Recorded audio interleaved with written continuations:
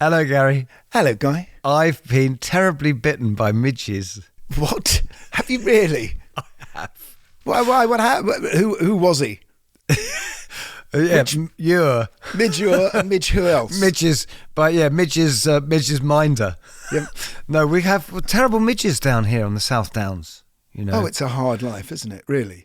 I'm in central London, mate. I'm in central London.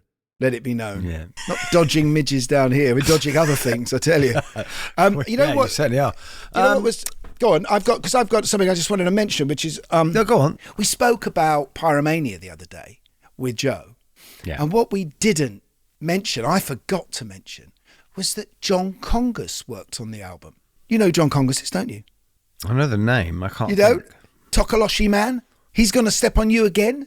You don't know those songs? Oh my God! Oh wow! Right. Hang on. So, early 70s. Early 70s, kind of. It's not Northern Soul, is it? It's No. It's kind of like a weird Afrobeat, right? The early Afrobeat. Yeah, I guess. Yeah. I mean, listen, maybe it's because I'm slightly older than you, just slightly, that I bought those singles. They were big. I've got to say that completely escaped me. I was probably still buying Monster Mash. So John Congus, Tokoloshi Man, I'm Gonna Step on You Again. He's Gonna Step on You Again. I'm Gonna Step on. Is that the one that the Happy Mondays redid? That's exactly it. Yeah, Right. That's that one. And which is funny, isn't it? Because that's the song that everyone knows of the Happy Mondays, and it's not theirs. But the funny thing is as well, is Joe recorded He's Gonna Step on You Again for, he was talking about they did their Pin-Ups album. I think what it's called now. It's called Yeah or Yes or something, maybe Yeah. Where they did all their favourite tunes from the early 70s. And that was one that they covered. But John Congus actually worked on Pyromania as the Fairlight controller. Oh, I see. Oh, so it wasn't one of those, but he just happened to be someone who was hard to do a gig. It wasn't like, that thing that directors do, where they get sort of the cult directors of their favourite films to have a tiny little walk-on. Oh, yeah. No, he didn't play congas. Yeah. On it. He didn't step on Joe. But the reason that he was on the record, apparently, because I texted Joe and asked him how he ended up on the record. Because, Joe would have been a slight sort of fan of his when he was older. Yeah, I dare say. It was a South African connection because Mutt Lang is South African, and he got his mate in John Congus, who was at that point a Fairlight controller in the 80s, which is pretty much ahead of the game.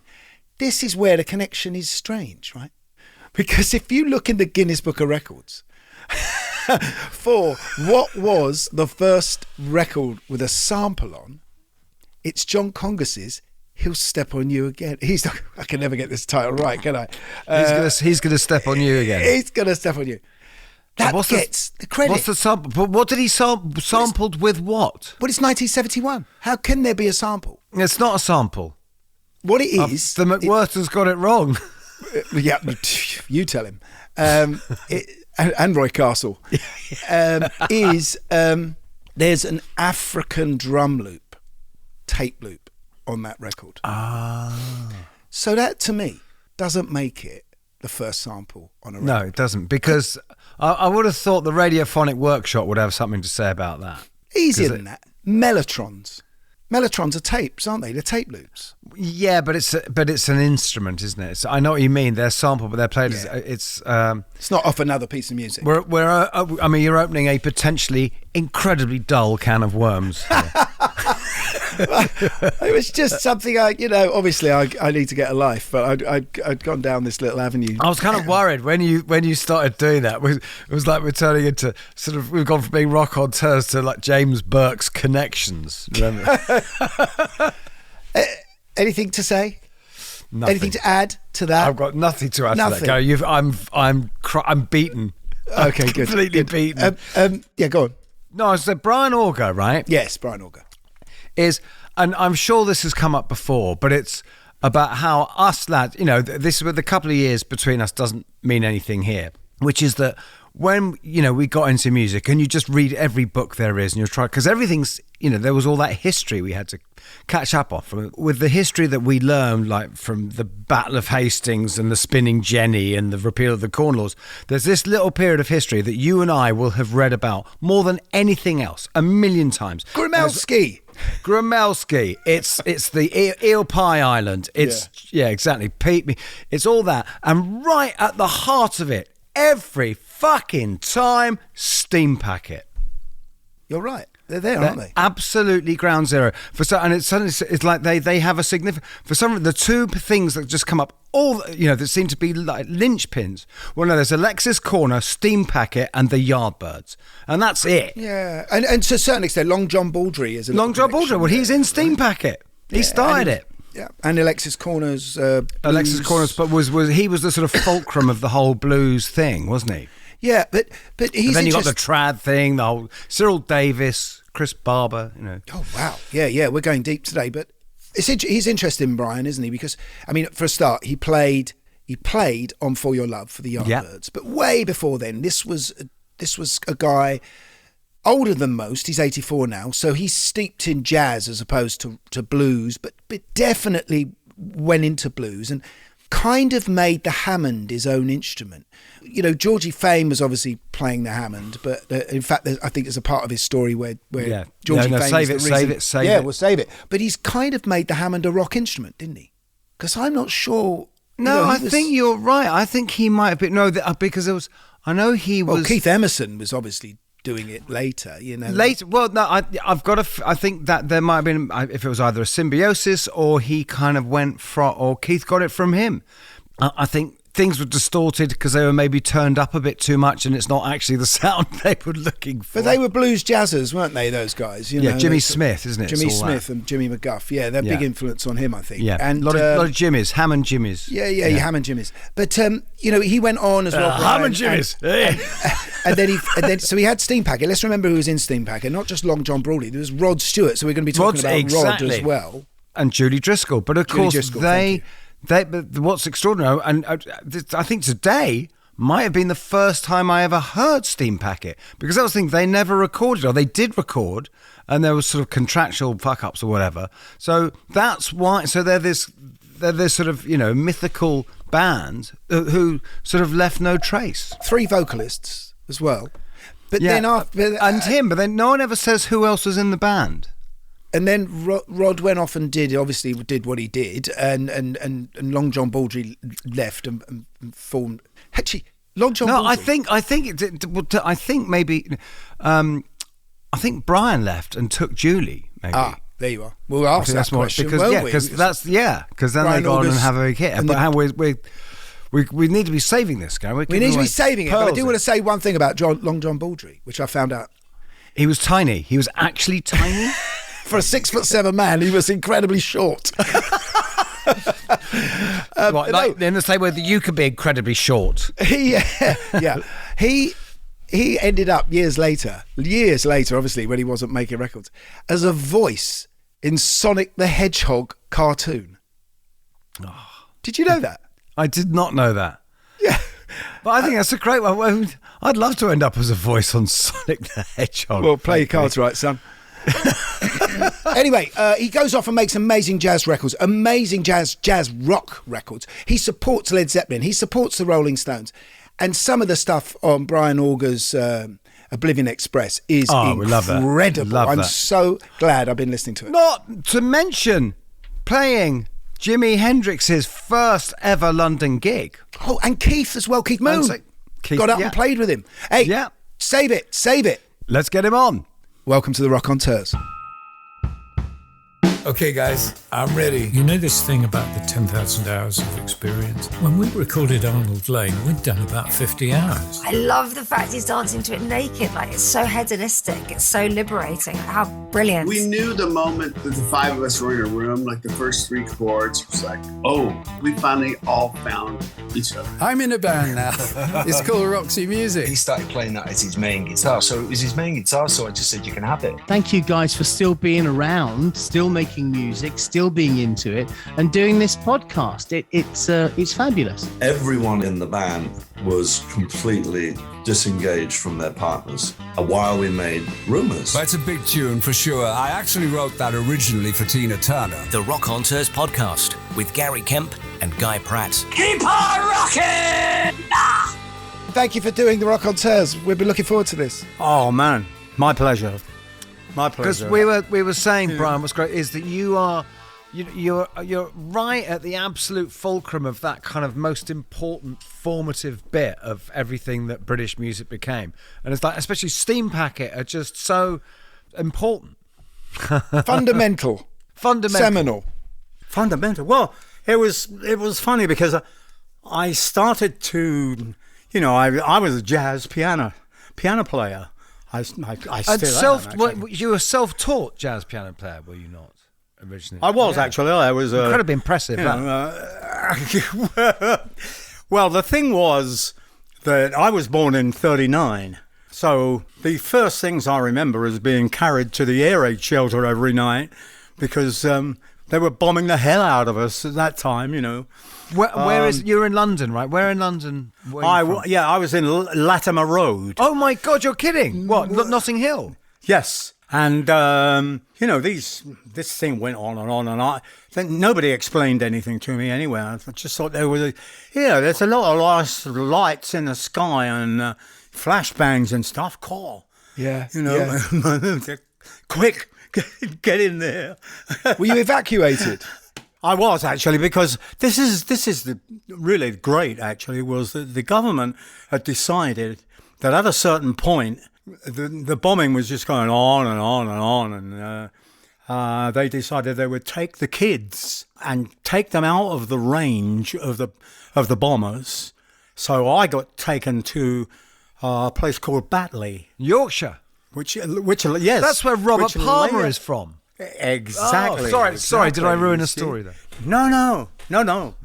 And so I got sent to Batley, and I was already playing a piano because my dad had a pianola, which was a thing that you put, like a roll of paper in, and the keys would move. Yeah, and I would stand on the pedals, and I was like pedaling away like some demented cyclist, and I don't know where he got all this stuff from, because we had all the operas in just piano form. Wow.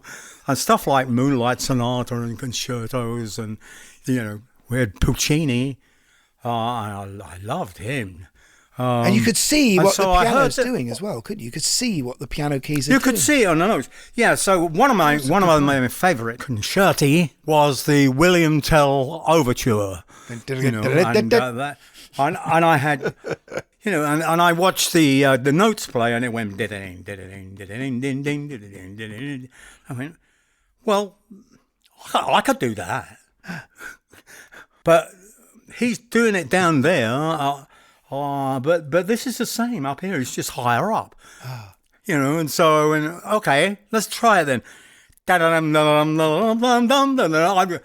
Oh my God, Eureka! You were doing the octave at the top. You were doing the octave. What it meant to me is that I could actually learn bits and pieces from all this stuff and play it along, That's amazing. Do you know what's funny is when you do it like that, I was hearing that tune in my head, but I was hearing it as a sort of Hank Marvin, Dwayne Eddy guitar. Yeah, of course. All this stuff, Mozart, the Jupiter. Later on, I played in Mannheim, and there was a thing that not only Mozart but Beethoven and all those kind of guys were using to start a symphony to kind of wake everybody up, and it was called the Mannheim Steamroller, believe it or not. Wow. And it was a big opening, full concert. And that one, for the Jupiter, I loved it because it went bang, and then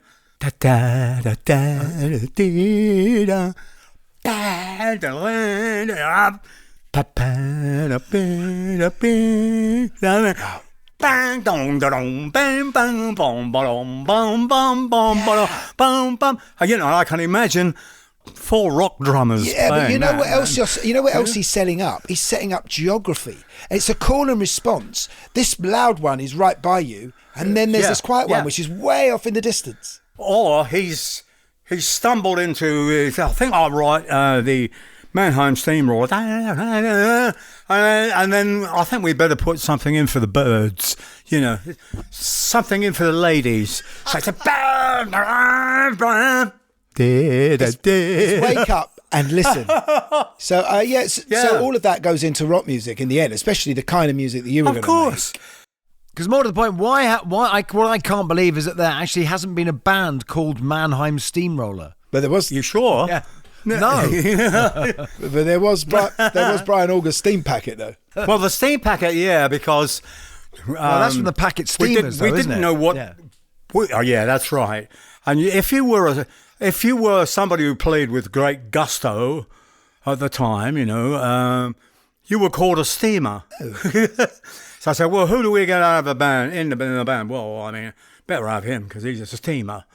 And it got to the point where I went, well, and I saw this picture of a Steampacket actually coming down the Mississippi. There it is, you see. It's all got the thing.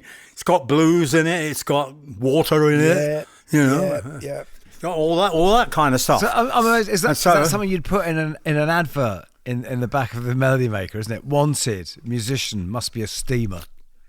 Yes, exactly. Did this piano stay with you through the war? Was that? Well, this was the thing. When the bomb dropped, I was talking to my mum, who was lying in. Thank God, she was in a kind of L-shaped part of the room, shielded from everything, and suddenly she must have heard this thing go. It was a V1, the Doodlebug, kind of flew, and then everybody kind of rushed into doorways and stuff like that, you know. But anyway, my mum suddenly grabbed me and said, "Brian, get under the table," and threw me under the living room table. And there was this huge explosion, which took out the whole block, actually, of St. Anne's Villas, of which we were a part at the time. And I sat there under the table watching all sorts of this is nice. Look, I saw that snow coming down. Of course, it wasn't snow. It was the ceiling and the walls. And so again, I can't remember any kind of fear that was, you know. I looked at it, and the fear was because my dad had a hell of a temper if you didn't keep yourself, you know, in line. And so I'm sitting under the table watching all this stuff come down and watching the carpet darken and thinking to myself, someone's really going to be in trouble now. That's actually sweet, but yeah. Yeah, but I mean, because this is a kind of a difference with you, isn't it, Brian? Is that because you seem to be, you're just that few years older than all those sort of 60s cats. So it's kind of, they were all born at the end, but you actually lived through the thing, which is, you know. Yeah, so. I think that was, you know, the strange thing was, this thing was going off every night, man. We were, you know, my dad was in the St. John's Ambulance Brigade. So when the raid started, he would say to my mum, I'll be back, you know, in the morning. And he would go out in the middle of it all. Wow. He dug people out of houses that were blown to bits and did a lot of first aid for people and stuff like that. And so none of that kind of was something that inveigled any sort of fear in me. But did they? It was just all going on around. Did the piano get destroyed in that bomb? Well, the piano, when I looked at it, the piano was the most amazing thing because the finish on the piano was a black piano. I couldn't read at the time, but by the time I could read, it said Kastner. I think either in Bremen or somewhere up there, you know. Ironically. And beautiful piano, beautiful. You know, it played when it was tuned up, my dad kept it going, it was just amazing, man. I played on that, and I loved it. I just wanted to play that and mess about every day. But it never got destroyed in the bomb. It never got destroyed, and I've often thought since. I wonder whether the guys in Peenemünde, who aimed all these things at us, said, "Listen, watch that, 339 Latimer Road, Kastner, take it easy somehow or other there." It was, absolutely loony. So anyway, when I was evacuated away, I was put in a class of 50 guys and little girls who we were all taught together, and they actually taught me to read.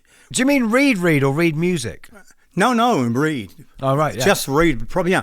No, I never learned to read music because I was playing at the time, I think I was in the mood. And I thought I was really good because I went ba-do-da-do-da-do-do-da. Oh, you could do it, yeah. Yeah. So you were turning into a jazzer. I am. Well, I suppose I am. The thing is that my brother had a collection of American jazz records. This is the older brother, I'm taking. Yeah, I assume. Yeah. I heard Satchmo. That really got me going. The swing of it all, and then he had this big radio that was probably made up in the 30s, and so at one point he says, "Here, Brian, you can have this." And I said, "What, that?" "Yeah, because I'm going to get a modern radio, that can sit on the table. But you can have that." So I took it up to my bedroom, stashed it next to the window, and got a piece of wire and made an antenna that hung outside. And then I have to be really quiet because I didn't want to wake my mum and dad up. Otherwise, so basically, I'm dialing with this great big knob around, about 1 o'clock in the morning, and all of a sudden this voice says, "This is the American Forces Network in Germany. We present the Jazz Hour." I went, "Oh my God." So they presented a record by a guy called Oscar Peterson. Yes. And I thought I was doing well, going, I must have been about 4 at the time or something like that.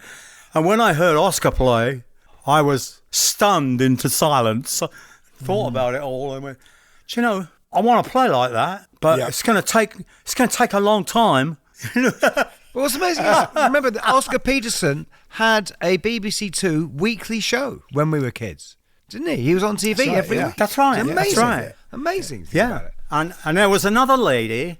Her name was Winifred Atwell. Oh yeah. Oh right, of course. Yeah. Winifred was brought up was I think from Jamaica or somewhere like that, and was an absolute sweetheart of a lady and could play the hell out of the piano.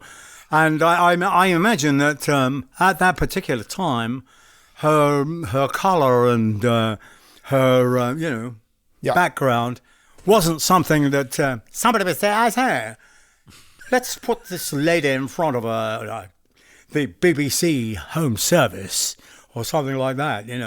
So she turned to rags, playing these rags. I was like aghast. Oh my God! And she played a lot of other stuff, boogie, rags, and God knows what. And it was just wonderful. So the AFN was your education, really? It was your school? Yeah, because I won a scholarship to Sloane Grammar School. The first thing I noticed is they had this Bechstein piano, and somebody would come out and bang out, "All things bright and beautiful, all things," and we would all sit there and go, "Oh my God!" And there was a thing that the headmaster, Guy Boaz, who was a Master of Arts from Oxford, he wrote a book called The Shakespearean Actor, which I think they still use. Oh, yeah, I think that's Guy Boaz. Yeah. And he was one of those eccentric Englishmen. I was dying to get my hands on this piano. And instead of the Friday solos, he stepped forward and said, "A Friday solo." It is by Scothers of 3B. And he's been playing a piece. Anyway, so I was steaming into this boogie. And I'd waited behind to make sure that everybody had gone home. There I am. And round the corner comes the headmaster in his mortarboard and gown and everything. He says, "Auger, what the devil do you think you're doing?" I thought, oh, God, I'm going to get expelled now. So I said, "Well, sir, I'm playing the piano." And he said, "Yes, I can see that." I said, "But what is that? What is that you're playing?" So I said, "Well, actually, it's called the Cross Hands Boogie, sir." "Is that Cross Hands Boogie? Who wrote that then?" So I said, I think it was Winifred Atwell. Anyway, I thought, this is here it comes, It's going to kick me out now. I said, this piano, I've waited for 2 years. It's the most beautiful piano I've ever seen, actually. It makes me, and when I played, it made me feel like it was so good. And he said, "I see." He said, "This sort of music, what is it, from the gin mills of America or something?" Lovely, So I said, kind of. It's jazz. It's American jazz, sir. He said, "Well, who wrote that?" So I said, "Well, fortunately for us, Winifred Atwell wrote it and was able to write it. But she's she's from Jamaica and she lives over here." He said, "Oh." He said, "Is it popular?" This is how crazy the English are. "Is it popular?" And I said, "Oh, very. I think it's a number one actually on the music charts." "Music charts? What is that then?" So I said, "Well," I tried to explain it, and he says, "Look, Auger, would you like to play Friday solo?" I said, "Well, of course I would, yeah." And he said, "Good then." He said, "What was that again?" I said, "It's called the Cross Hands Boogie." He said, "The Cross Hands Boogie." So did you play that in front of the school? Yeah. And so we were introduced, and here is Brian Auger from 3B with the Cross Hands Boogie. Anyway, Friday morning, he steps forward and he says, "This morning's Friday solo will be given by Auger of 2A. Oh, it's a piece by Miss Winifred Atwell." At that point, the kids all were, what a book. And it's entitled The Cross Hands Boogie. So I lit into this thing. It went down, of course, after these kids had to listen to people scraping away. You became a hero immediately overnight. Absolutely, man. This is before rock and roll, though, isn't it? Well, I was going to say that this is right. It's kind of on the edge. Wow. I always seem to find myself on the edge of these movements. This is the beginning of the generation gap as well, probably. Exactly. Yeah, because there were some people, the younger guys, who were teaching, who'd just been brought up as a kind of secondary teacher. They thought it was wonderful. There were the faces. When I looked at the faces of the guys with their stiff collars, and it was like watching the Empire fall. Ravens leaving the tower. What you're most famous for, Brian, is the Hammond, and I'm just interested to know how you found your way towards a Hammond from the piano. I'm guessing you're a professional musician at that time. I was, yeah, and I was playing, jazz piano, man. That was it. And it was straight from school into that, right? Was it? Well, I was, exactly. I was just kind of like, I had a day job. I had a family to feed because my dad was ill, and we had to pay the rent, and I had a younger brother and younger sister. So there were two clubs that I used to play. They were both in the same street, in Gerrard Street, in London. Chinatown. Chinatown. Fairly kind of. Was it full on Chinatown then? Yeah, it would have been. Yes, it wasn't at the time. All right. But there were Chinese restaurants. They were the best ones to go to as well. So I get a phone call. Brian, can you do this thing with a guy called Babs Gonzalez? Babs Gonzalez was a guy who claimed that he'd invented the obladi and all that kind of stuff. Funny guy, but an American. I thought, well, that's John G., who was working for the British Jazz Federation or something, had gone around and taken him around to see people who played, and he picked me, unknown to me. I want him, and we do 2 45s a night at Ronnie's. But then I got a call from Rick, and Rick was the guy who ran the all-nighter at the Flamingo. He was always on to me because he had these kind of organ band stable that he was looking after as booking them and stuff. And he said, when you going to buy an organ then, Brian? I said, how dare you speak to me like that? I'm a jazz piano player, if you don't mind. He said, yeah, I know. But it's just, I mean, I've got all this work. I mean, I can put you in all sorts of work if you want to, I said, I'm not doing that. How dare you? And then about a month or two later, the phone rings at 7 o'clock in the morning. I'm like, what the hell's going on here? So I call up. And he says, Brian, is that you? I said, well, wait a minute. Let me have a look in the mirror. Yes, it is. And he says, look, this is Rick Gunnell. He said, we were in the middle of it. This is how silly all this stuff is.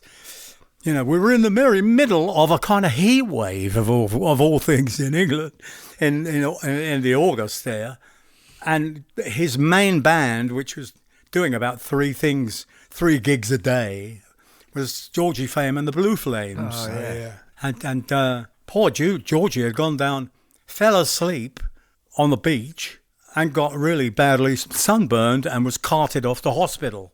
And he was the organ player, right? He was Hammond or organ or whatever he played. Well, he played. He was a rock and roll piano player, but he kind of strayed a little bit. A few jazz people, and it was one of those things. I listened to it, and I said, "Well, that's pretty good," but it wasn't like I had that big nose in the air thing because I was a piano player. And I was a jazz. But now you're forced into subbing for him. Right, exactly. So Rick says, "You've got to help me out, Brian." I said, "Well, what do you mean?" He says, "Look, I've got all this work. I can't just turn it all down." And I mean, I had three gigs a day, but you had to carry the organ backwards and forwards. I said, I don't think I could do that, And he says, "Well, we'll have somebody to do that. And we'll get you from place to place." I said, "Yeah, I'm doing like 2 45s a night with Babs Gonzalez over at Ronnie's." He said, "Don't worry, we'll get you there with a taxi or whatever." So I said, "Well, okay." And I went, he said, "Right, be at the Roaring Twenties at 8 o'clock tonight." So I went down there, and there they were, all hard at work, all kind of arranging the stage. I looked around, I said, "Here, where's the piano?"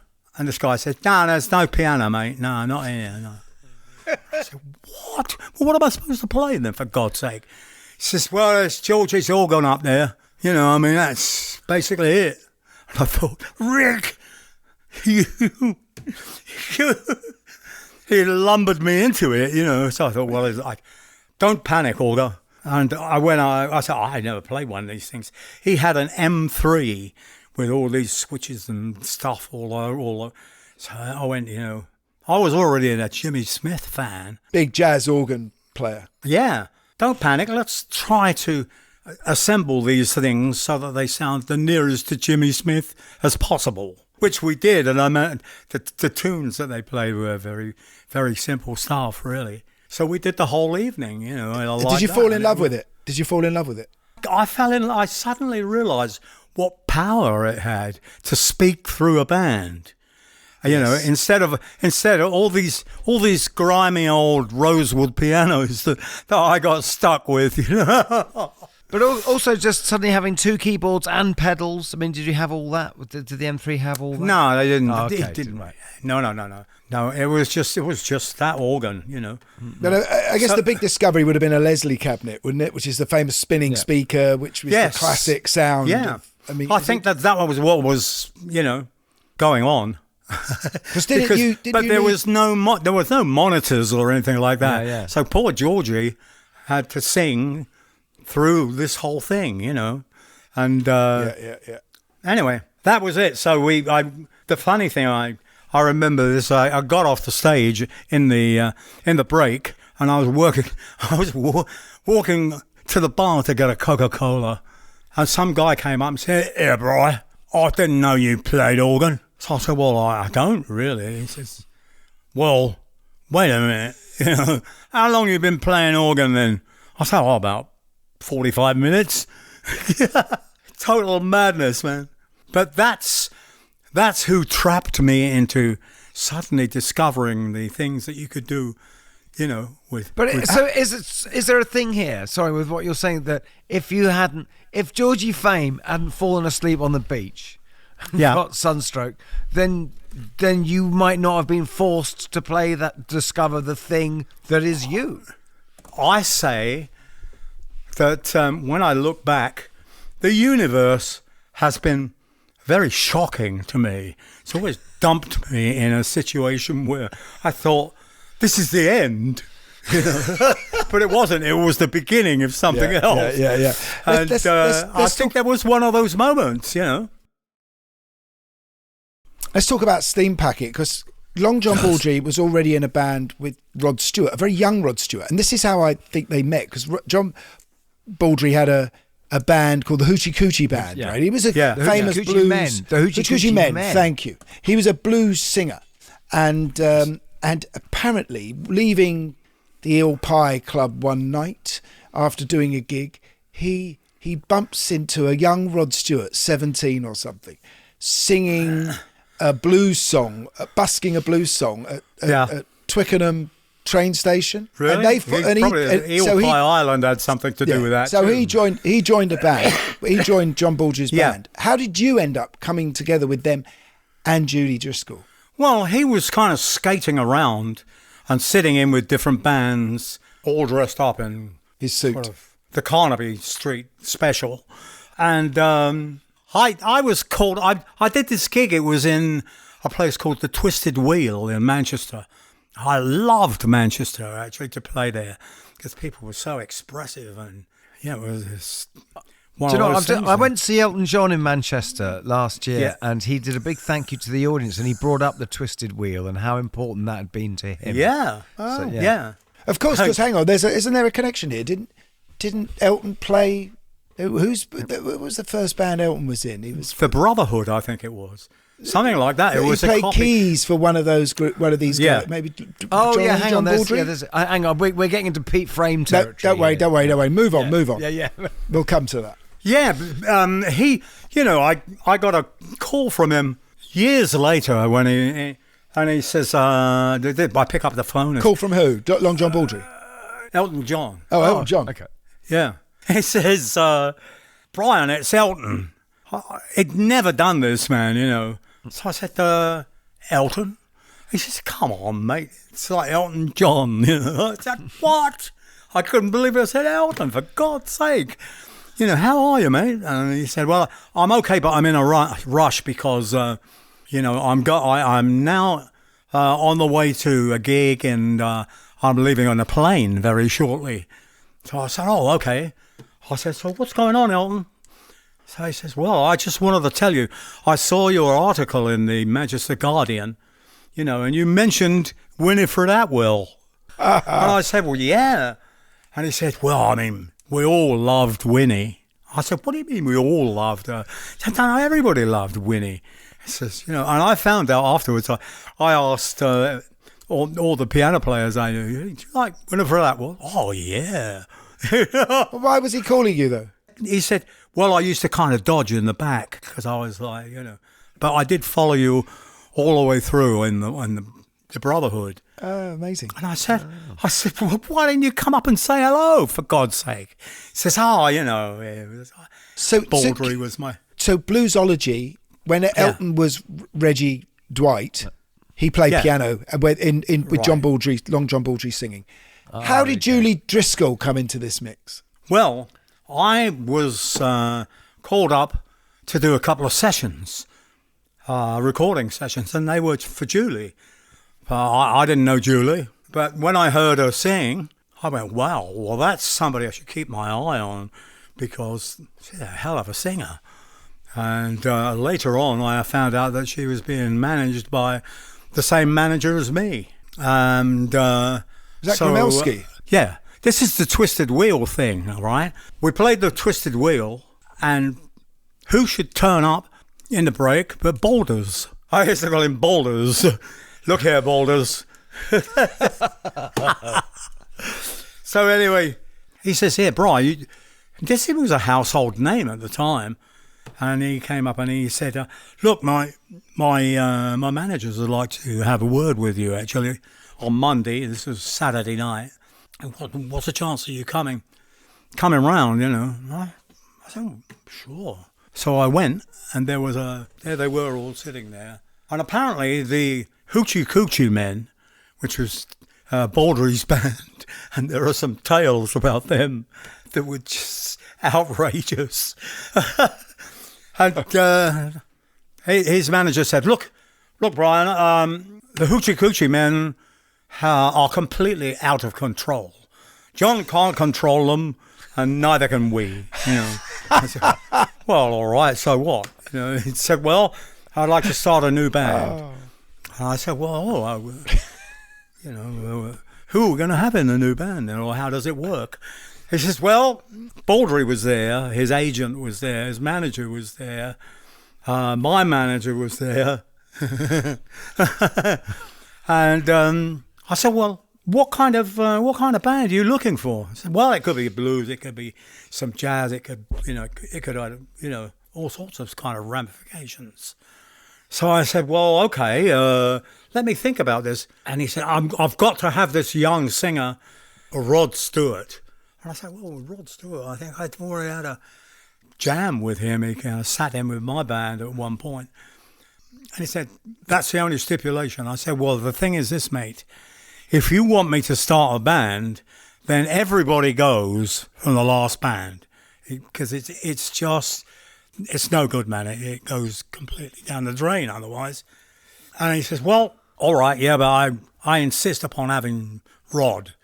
Oh, okay. What about the rhythm section and stuff? I said, no, I've got a fantastic rhythm section. So I could keep those.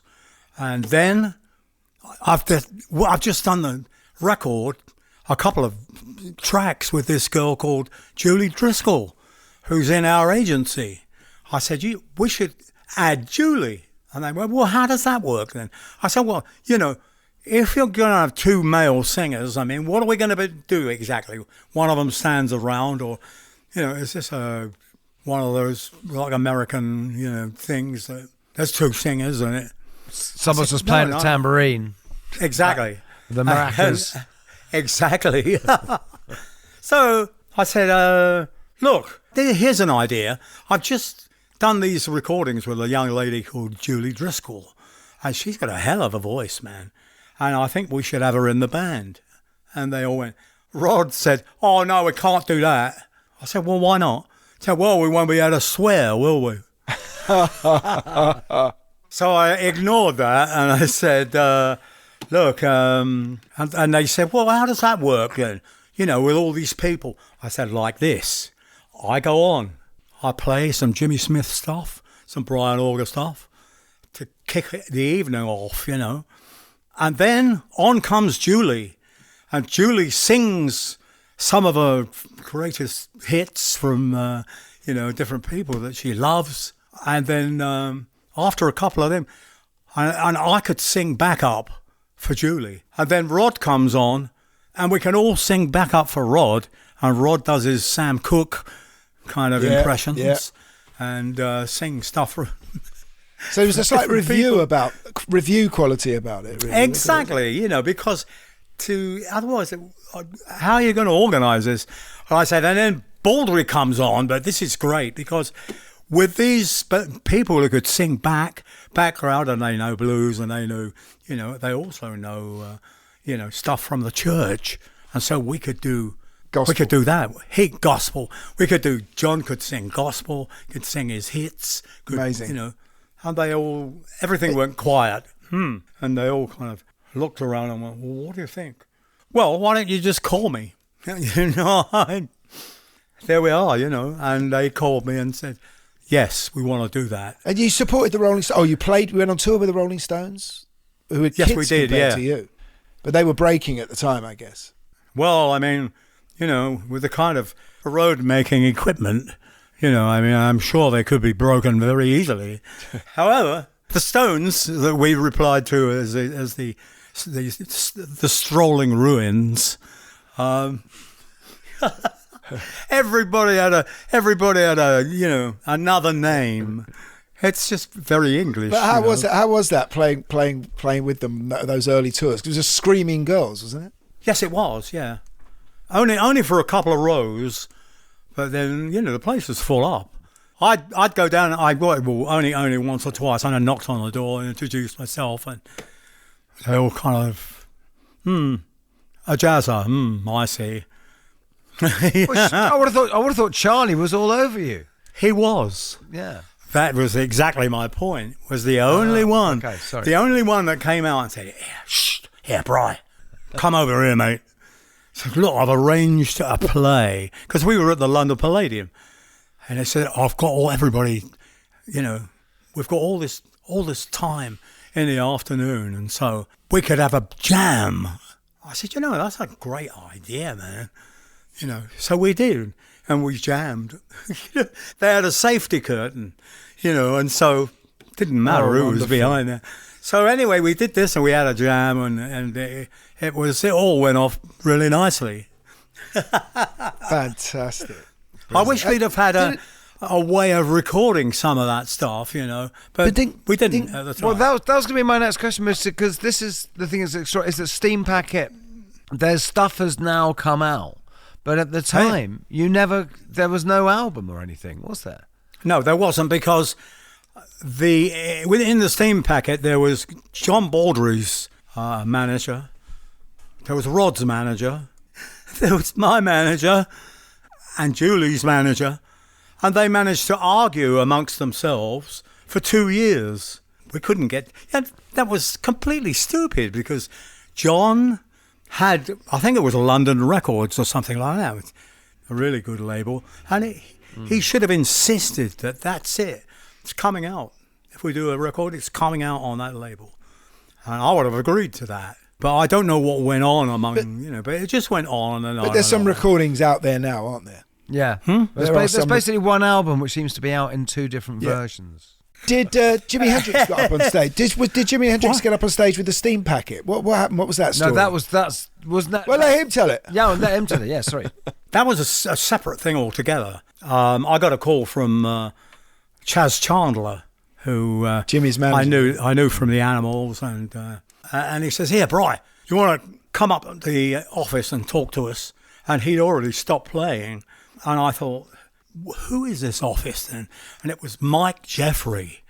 Mike Jeffrey was the biggest crook that I could think of, actually, who That's right, it's the business side of the Hendrix in the middle management. of all this stuff going on.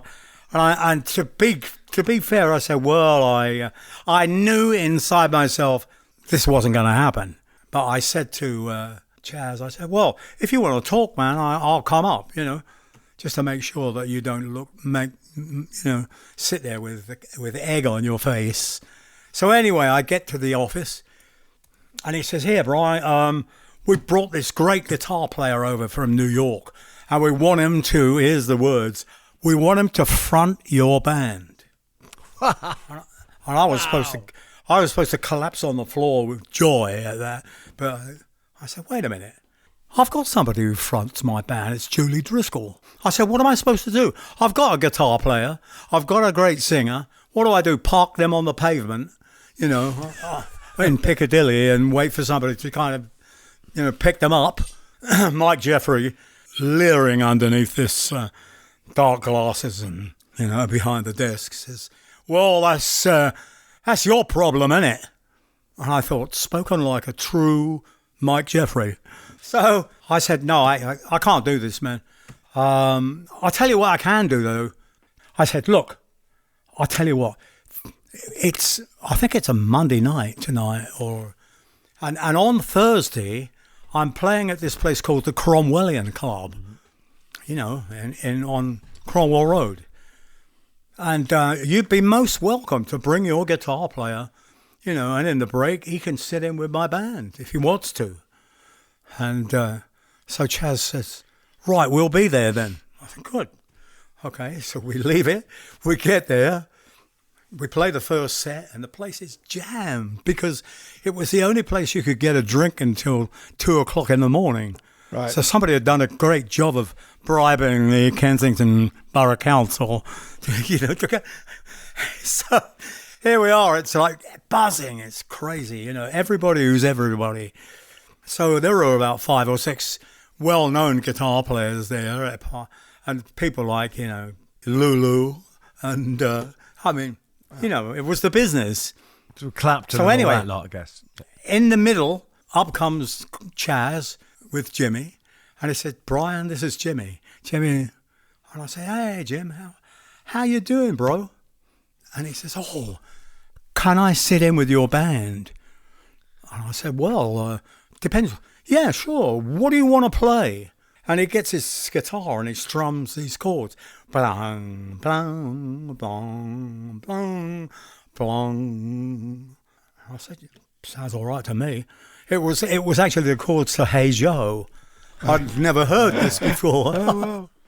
So I said, yeah, here we go then. You count in, and away we go. So he counted in, and everyone was kind of awestruck. We were looking at one another.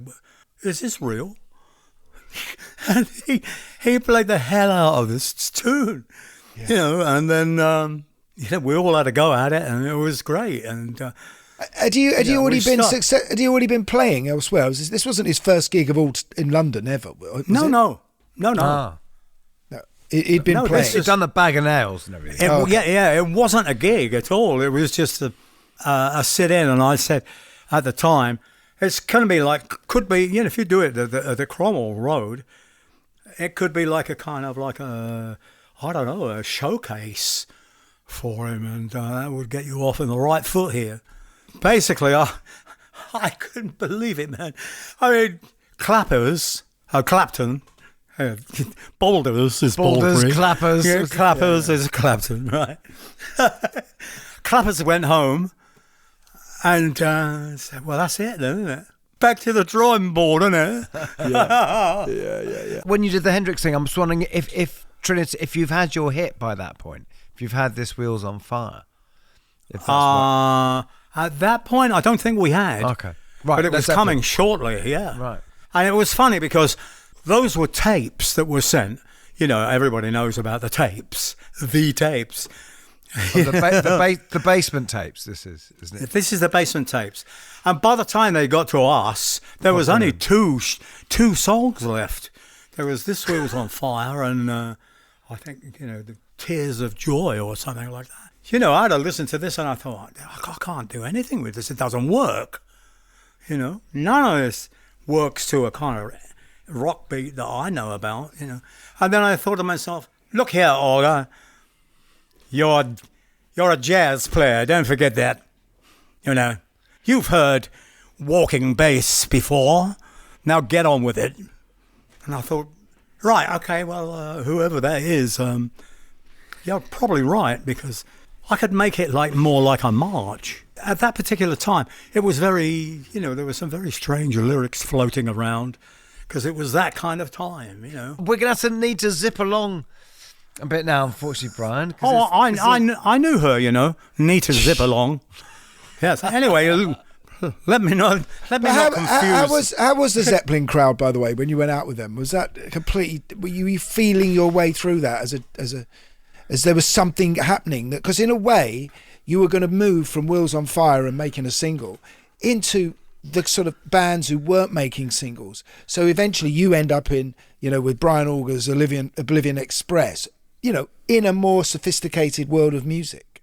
Well, what I was trying to do was I was trying to drag some of the things I'd learned harmonically from the jazz side of things into melding it with the rock and roll beat and, trying to make a sort of bridge between one scene you were and basically, the other. you were on the idea of fusion, basically before everyone was doing fusion. Yeah. Right, and I hate you're the an word absolute fusion. trailblazer. Yeah, It's an American term that I this isn't fusion, mate. It's music. In fact, John Paul Jones from Led Zeppelin, I once heard him give a talk when he said, look at jazz. He said he hates the phrase jazz rock because it's the worst elements from both those types of music. No, but without doubt. I mean, if we're jumping forward to Oblivion Express, I mean, your first album, A Better Land, which Guy and I have been raving about, is so ahead of its time, isn't it? Yeah, it's so There's but funk it's got in there. but it's also it hasn't got the sort of jazzy, funky stuff so much as your other stuff. It's got like Laurel Canyon and Steely Dan. Yes, and, yes. That was a try because there were me and Jim Mullen that were the writers. Right. And I thought, well, I think we should expose the two poles here of the writing and see, when the next move was into Second Wind. No. Who played bass? Who's playing bass? I couldn't find this. Who's because the bass playing on Better Land is fantastic. That was. It'll come to me, and I'll tell it to. No, it was a great bass player actually. Yeah, really. But just for our listeners, that album highly recommended. I discovered that album, and it is astonishing. It was the beginning of the prog period as well, and when that came out, I got blitzed for that album. I thought I was like, oh, my God, maybe I'm losing it completely here. But anyway, Second Wind came, and that was the end of a dark and difficult period for me, and I just kind of began to pull myself up to the surface again, and I sat down and I went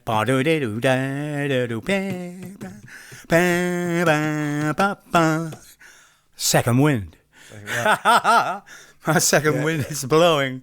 And that's how that came, But I think there's a thing on there. There's another tune that I wrote called "There's an Eagle Flying." Yeah. Bam, bam. Children crying. Bam. Save the world from dying. Bam, bam. Help us. Bam, bam, bam. And now look at it now. Bam, bam. There's a politician. Bam, bam. In the old tradition. Bam, bam. Selling superstition to us. Yep, I wonder who that is. All of them. But just you mentioned prog, and I just want to mention a band that has not been mentioned on this program before, which is Mogul Thrash. It's John Wetton's. Yeah. Did you come across this guy? So Brian produced Mogul Thrash. I think there's only one track out there on the internet, which is I think it's Dancing in the Kitchen or something, or one of those. Sleeping in the Kitchen. Sleeping in the Kitchen. Thank you. Yeah, which is where this band was. There's John Wetton singing though. A lot of things started to kind of fall to bits at that time, and at least I managed to get some money, use it to make some a recording or two of those guys. They were pretty amazing, I must say. And they went forward to make the Average White Band. That's right. And both the drummers, people. didn't you? Both the drummers from Average White Band. Sure. Yeah, amazing. Do you know what we should mention as well? Because we had Graham Gouldman on the show a few weeks ago, and we were talking about For Your Love, the Yardbirds. You played keyboards on that, didn't you? Well, you meant to come in and play the Hammond, but one wasn't there. Well, I thought that's exactly what should have happened. And I got a call from Paul Samuel Smith. Brian, can you come and play on on our single. I said, yeah, sure. Well, where are you? And he says, well, we're in this little kind of recording studio, and it's opposite the BBC. I said, right, okay. What time are you going to be there? He said, well, we're there already. I said, right, okay, I'll get on the tube. So I went up there and found this place and knocked on the door and went in. Samuel Smith says, well, I'm going to play you this tune, Brian, and, whatever you want to do. And I said, wait a minute, where's the organ? Oh, no, they ain't got no organ in a place like this. I said, well, what about a piano then? No, they ain't got a piano either. This is the Yardbirds, right? So you'd think that's what you need. He said, they've only got this. And this was some weird kind of shape in the corner with a tarpaulin over it. So we hoisted it off, and there, gleaming in the sunshine, was the a double-tier harpsichord. And I said, because we were pretty good pranksters anyway, all right, you got me. I said, no, I'm serious. Like, let me play you this tune. And I said, well, what do you want on it? And he said, well, I want an intro, and then I want you to really, push the rhythms all the way through. So I said, well, all right, put it on. So he did. And when I listened to it, I went, well, what I can do for you is, you see the beginning there? I can use those chords of the tune, but I can roll them out as an intro. Wang, wang, wang, wang, and then it went on from there, man. It took about... Yeah, and psychedelia was born. I mean... exactly, I think so. But hang on, so the track's already was the track already recorded? No. Oh, okay. No, it went from there. So they all there? Because it sounds like you're in some sort of voiceover studio or something. Well, I don't know. I think that was it. Yeah. I thought about it when I was on my way back down to get on the tube again. I thought, well, that was a weird place. And then I thought, well, maybe they just do background vocals or... Yeah. So... but what's amazing is what that song would have sounded like if they hadn't called you. Because it's that whole intro. It's like, yeah. I don't know, man. Because after that, everyone wanted harpsichord on their records, didn't they? Yeah. Well, I was going down to get on the tube again, and I went, these guys are completely crazy, They are balmy. Who is going to buy a single with harpsichord on it? That's what I have to say. And boy, I was only 1 million or 2 sales out. Yeah. Are you playing now, Brian? Is Oblivion Express still going? Are you going out at all? Are you still playing gigs? No, I'm not. No, I'm kind of retired at this point, having done about 60 years touring. Do you miss it?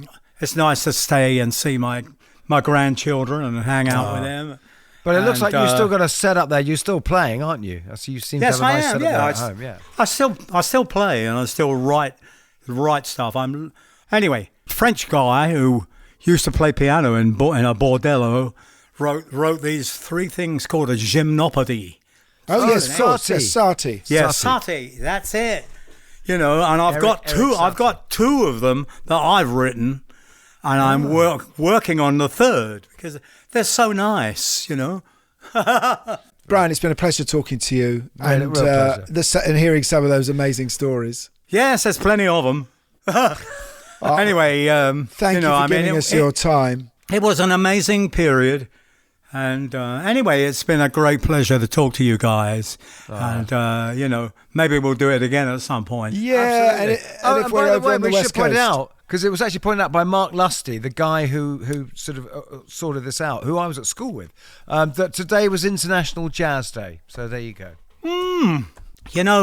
It's really funny, man, because the first thing that the upper crust used to ask me was, were you classically trained?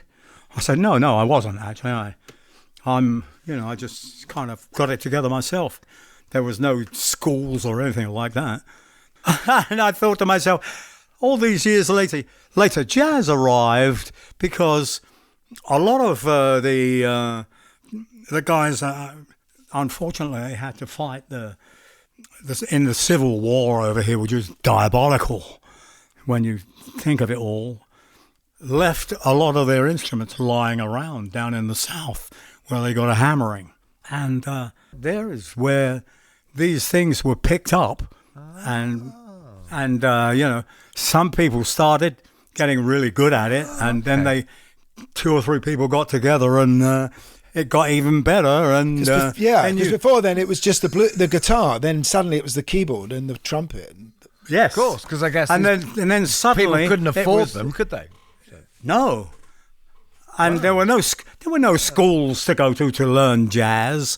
But what you could do is, if you were, working in the fields with the 11-foot cotton sack, you could say terrible things about the boss if you sang them. If you actually said them face to face, they'd probably hang you. It's just absolute madness, But anyway, gentlemen. Thank you, Brian. Brian, thank you so much, man.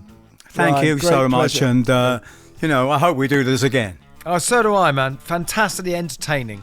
Hey, what a sweet guy. What a lovely guy. That was amazing. It was that was the nearest to an Ealing comedy we've ever had. Yeah. Some of the things he was saying was brilliant. It was almost like, it's like sort of Spike Milligan meets Christopher Walken meets Godless. Yeah. And there was a bit of Robert De Niro in there at times, wasn't there? I was definitely seeing Robert. Talking to me. But, I think I like these when we talk to this older generation. Like we had Marty Wilde on at one point, and even Hank Marvin. And who was the producer we had on from The Who? Shel Talmy. Shel Talmy.